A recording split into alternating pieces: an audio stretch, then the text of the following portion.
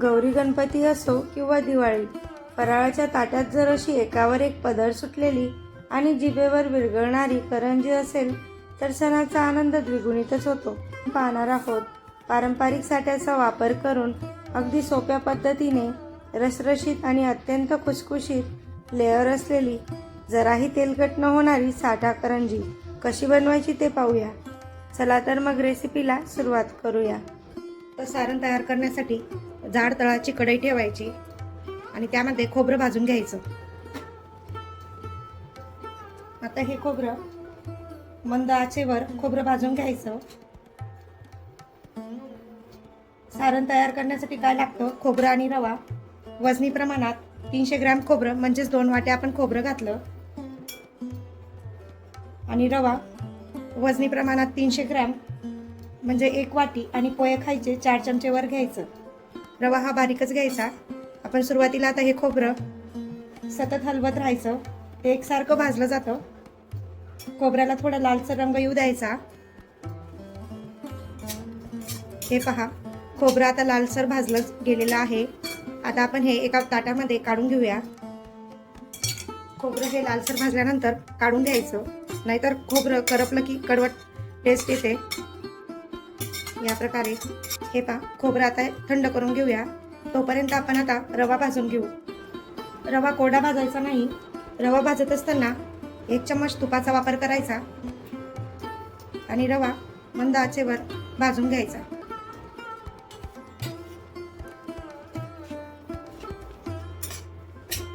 कढईमध्ये रवा टाकण्यापूर्वी कढई छान पुसून घ्यायची आणि मगच रवा भाजायला घ्यायचा.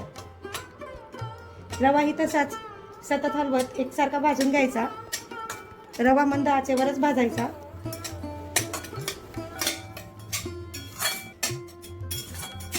तर रवा हा खरपूस भाजून घ्यायचा. बघा, लालसर झालेला आहे रवा. आता आपण गॅस बंद करून रवा काढून घेऊया. रवा प्लेटमध्ये काढण्यापूर्वी खोबरं हे हाताने चुरून घेऊया. आता खोबरं हाताने चुरून घेतलेलं आहे.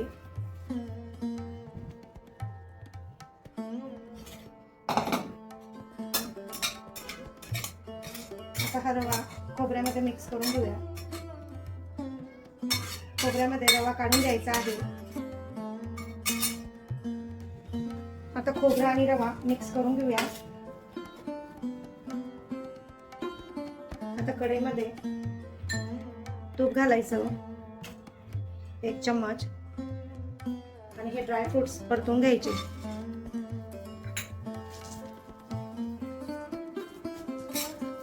हे थोडा वेळ असेच भाजून घ्यायचे. कच्चे अजिबात घालायचे नाहीत. यामध्ये घालूया मनुके. मनुके परतूनच घ्यायचे. आता गॅस बंद करू आणि थोडा वेळ असंच परतून घेऊया गरम कढईमध्ये. आता हे ड्रायफ्रुट्स काढून घेऊया.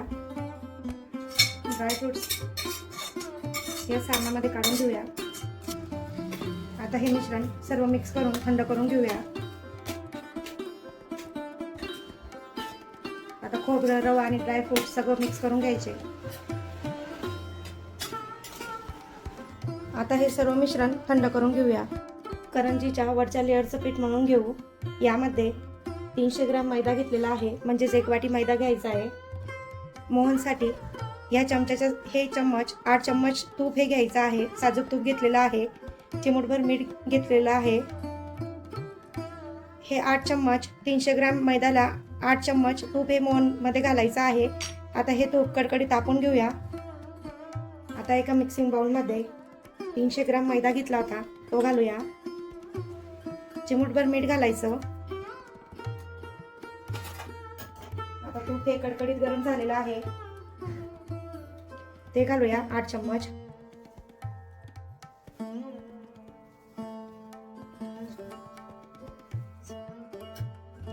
सहा चमचे घातले मी. आधी हे सगळं मिक्स करून घेऊया. 6 चम्मच घातलेले आहेत सुरुवातीला.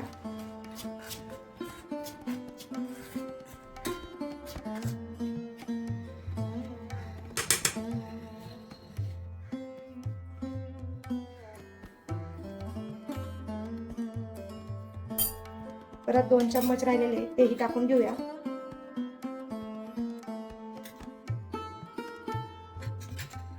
आता यामध्ये 8 चम्मच तुपाचं मोहन मी घातलेला आहे. आता ह्या हाताने मिक्स करून घेऊया. हे मोहन एकेका कणाला लागलं पाहिजे याप्रमाणे मिक्स करून घ्यायचं आहे. हे पाहू शकता, याप्रमाणे मुठ्ठी बनली गेली पाहिजे. म्हणजे आपलं 300 ग्रॅम मैद्याला 8 चम्मच तूप हे घालायचं आहे. हे परफेक्ट प्रमाण आहे. याप्रमाणेच भिजवून घ्यायचं आहे. आता हे पीठ चोळून घेऊया चांगलं. आता हे पीठ 10 मिनिटं असंच ठेवूयात. मोहन या पिठाला आतपर्यंत लागलं पाहिजे म्हणून. आता 10 मिनिटानंतर आता हा मैदा आपण भिजवून घेऊया. मी इथे 1 ग्लास पाणी घेतलेलं आहे, पण पाणी जसं लागेल तसं टाकायचं आहे. म्हणजे हे पीठ एकदम घट्टसर मळून घ्यायचं आहे. इथे 1 ग्लास पाणी घेतलेलं आहे. या पिठाला थोडं थोडं पाणी टाकून घट्ट असं पीठ मळून घ्यायचं आहे. अगदी पुरींना मळतो तसंच थोडं थोडं टाकत आहे. तुम्हाला शेवटी सांगेलच मी किती पाणी लागलं 300 ग्रॅम मैद्याला. इथे मी 1 ग्लास पाणी घेतलं होतं, पण या पिठाला मला अर्धा ग्लासपेक्षाही कमी पाणी लागलेलं आहे. तुम्ही बघू शकता. लागेल तसं पाणी टाकत जायचं आहे आणि असं घट्ट पीठ मळून घ्यायचं. हे पहा, परत एकदा दाखवते.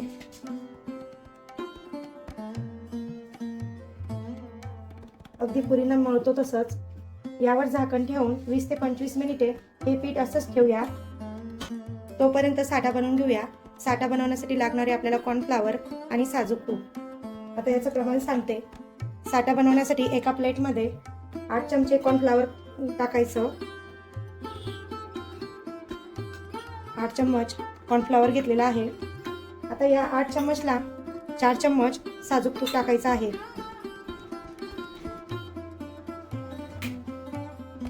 आठ चम्मचला 4 चम्मच साजूक तूप टाकायचं आहे. आणि हा साठा मिक्स करण्यासाठी शक्यतो प्लेटच घ्यायची. आता आपण हाताने मिक्स करून घेऊया. आता या साठाला आपण जसं मिक्स करू तसं ते पातळ होत जातं हे मिश्रण.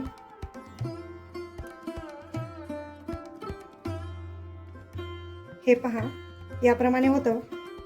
त्याला व्यवस्थित एकजीव करायचं. त्याला एकजीव केल्यावर याप्रमाणे हा साठा तयार होतो. कॉर्नफ्लॉवरचं 8 चम्मच घेताना चमचे जास्त भरायचे नाहीत. हे पहा, याप्रमाणे आता आपला साठा हा तयार आहे. आता जेवढा हलका साठा तेवढी आपली करंजी हलकी फुलकी होईल आणि नाजूक होईल. आता सारण बघूया. आता सारण हे पूर्णपणे थंड झालेलं आहे. आता आपण रव्याचं प्रमाण हे 300 ग्रॅम घेतलं होतं आणि खोबऱ्याचं प्रमाणही 300 ग्रॅमच घेतलं होतं. तर त्याचप्रमाणे साखरही 300 ग्रॅमच टाकूया. ही साखर इथे मिक्सरमधनं बारीक करून घेतलेली आहे. साखर ही पिठी तयार करून घ्यायची.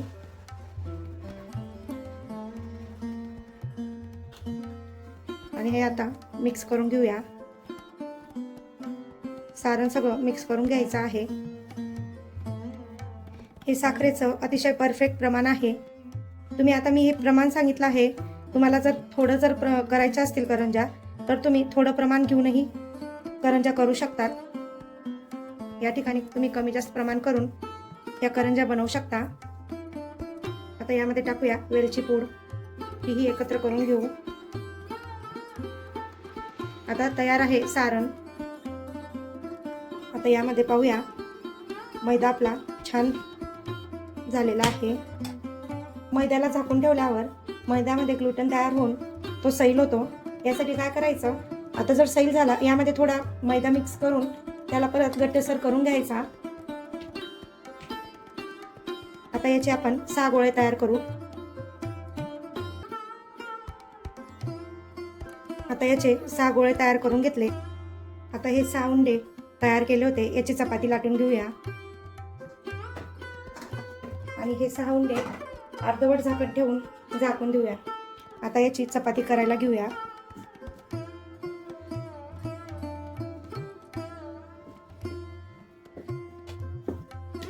याला तेल तूप काही लावलं नाही तरी चालतं. चपाती शक्यतो बारीकच करायची आहे.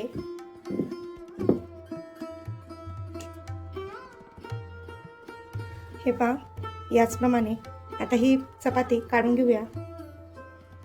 हे पाहू शकता किती बारीक अशी चपाती लाटलेली आहे. आता परत अशाच चपात्या लाटून घेऊया. हे पहा, याचप्रमाणे दुसरी चपाती आपण लाटून घेतलेली आहे. जर आवश्यकता असेल तरच पोळपाटाला खाली तूप लावायचं आहे. ही याच्यावर टाकून घेऊया. या चपात्या अजिबात चिकटत नाही, म्हणून याला पीठ वगैरे लावायचं नाही. सर्व चपात्या ह्या लाटून झालेल्या आहेत. आता आपण एक चपाती घेऊया. पाहू शकता या प्रकारे.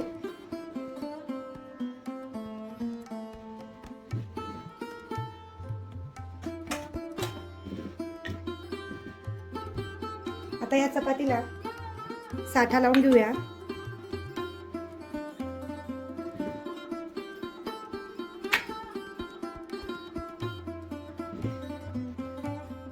या प्रकारे सर्व चपातींना साठा लावून घ्यायचा आहे. आता यावरती या चपात्या फिक्स करायच्या.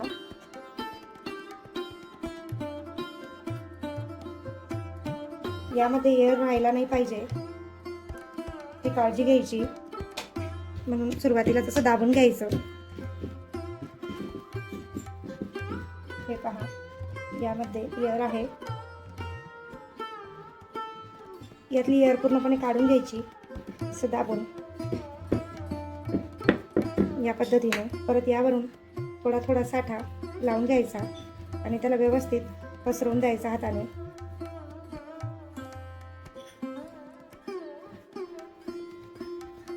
हे पाहू शकता.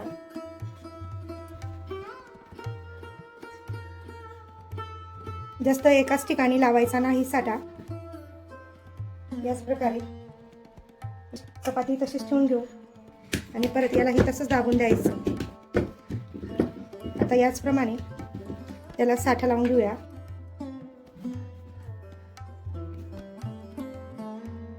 हे पहा, याप्रमाणे आता ही एअर आहे असं दाबून काढून घ्यायची एअर सगळी. याप्रमाणे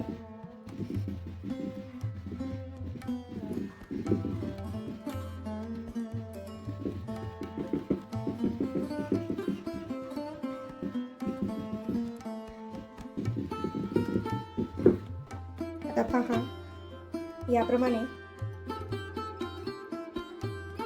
या असं बंद करत जायचं आणि तिचा घट्टसर रोल करत जायचा.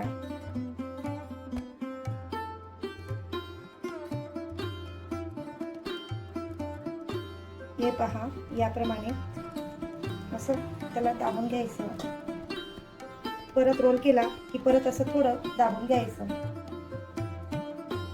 परत रोल केला, तीच प्रोसेस करायची. परत रोल केला, त्यामुळे काय होतं, रोल हा घट्ट होतो आणि अजिबातच त्याच्यामध्ये एअर राहत नाही.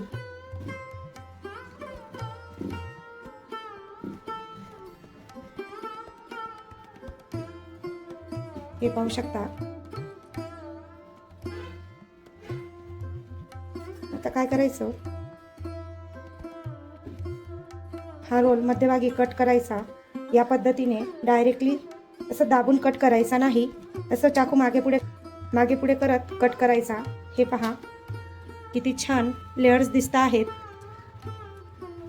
आता याला हलक्या हाताने असं दाबून घ्यायचं, म्हणजे राहिलेली एअर निघून जाईल.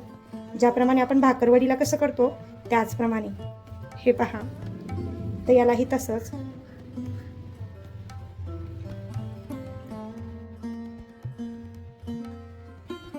आता हे कसं कापायचं, एक पेराचा अंतर घ्यायचं याप्रमाणे आणि हा चाकू मागे पुढे करत कापायचं. डायरेक्टली असं दाबून कापायचं नाही. हे पहा, या पद्धतीने लेअर दिसतात. तसंच आपण सर्व उंडे कट करून घेऊया. या छोट्या छोट्या टिप्स यामध्ये फार महत्त्वाच्या आहेत. याच साईजचे सर्व उंडे कट करून घेऊया. हे पहा, याचप्रमाणे आता हे उंडे आपण व्यवस्थित याप्रमाणे गोळा घेतला. तो गोळा याप्रमाणे असं करायचा आणि त्याला असं लाटून घ्यायचं.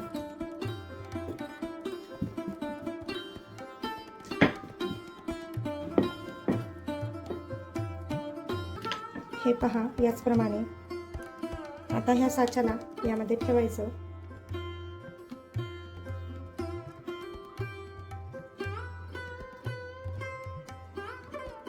इथे आणि 1 चम्मच आपण तयार केलेलं सारण टाकून घ्यायचं. हे पाहू शकता या प्रकारे.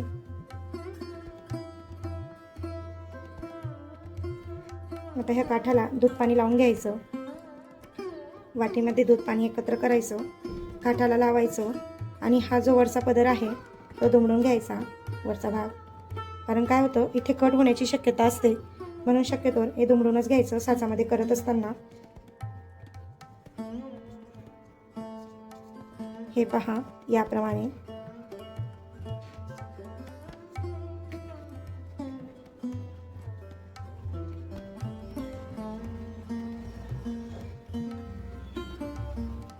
आता ही करंजी पाहू शकता त्याचप्रमाणे रेडी झालेली आहे. याचप्रमाणे सर्व करंज्या करून घेऊयात. या प्रकारे आपल्या ह्या करंज्या झालेल्या आहेत. बाकीच्या आपण नंतर करू. आता सुरुवातीला एवढ्या करंज्या तळून घेऊया. आता हे पहा, करंज्या शक्यतोवर मंद आचेवर तळायच्या आहेत. आता आपण टाकूया.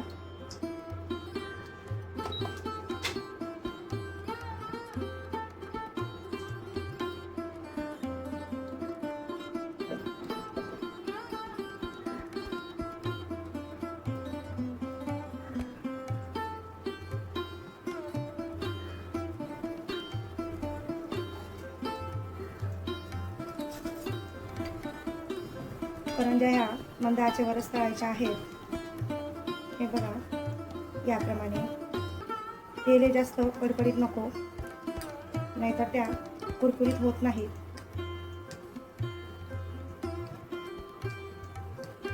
याप्रमाणे तेल टाकत जायचं आहे वरून. आता याला छान कव्हर झालं की आपण फक्त बाजू पलटून घेऊया.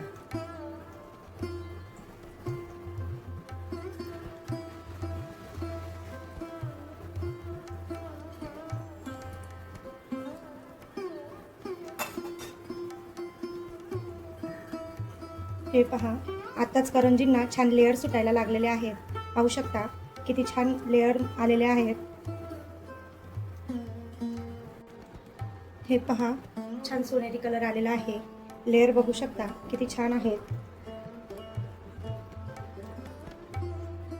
अगदी खारीला जसे लेअर्स असतात त्याचप्रमाणे आपल्या करंजीला लेअर्स आहेत. हे पहा.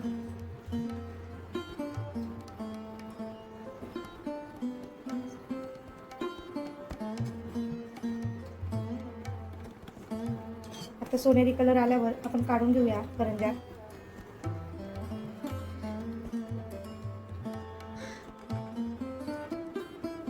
हे पाहू शकता किती लेयर्स आहेत. याचप्रमाणे दुसरी बॅच ही तळून घेऊया. त्याच प्रकारे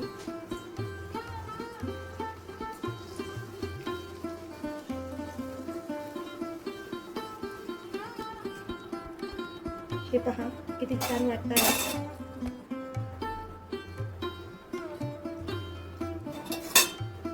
पलटून घेऊया करंज्या.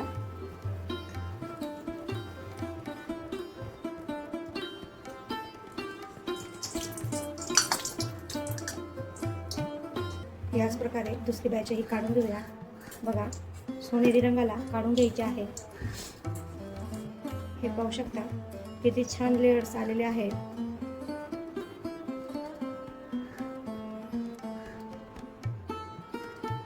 याचप्रमाणे सर्व करंज्या तळून घेऊया.